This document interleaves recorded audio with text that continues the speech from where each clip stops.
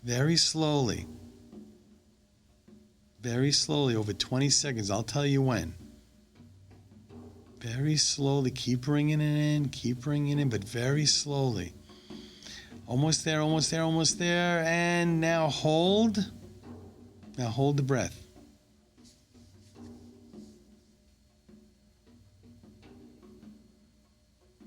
Keep holding.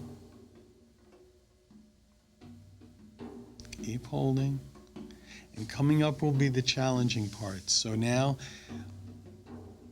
very slowly exhale, but over 20 seconds. Very, very slowly. Very slowly. Little by little, little by little, little by little, little by little. Now it's almost out, almost out. Now it's out completely. Now very slowly start inhaling. Very, very slowly. This is called the 60-second breath. 20 in, hold 20, and 20 out. Keep breathing in.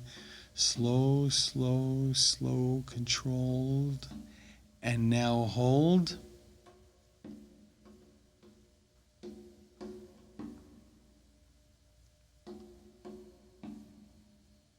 Keep holding. Keep holding. Very good. Now very slowly exhale. Very, very slow. Slow, slow, slow. Very slow. Very slow out. Okay, now we're going to start our last cycle. Very slow in. Very, very slow in. One. Very slow. You're doing great.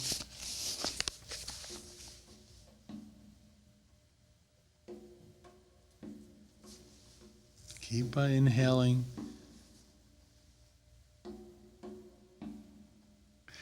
Now hold. And as you're holding, I'm going to do the long time sun. May the long time sun shine upon you. All love surround you. And the pure light within you guide your way on. Now very slowly exhale. May the long time sun shine upon you. All love surround you. And the pure light within you guide your way on. Guide your way on. Guide your way on. Satnam. And now you can relax your breathing. Thank you. Satnam. 1 minute. And Satnam. Satnam.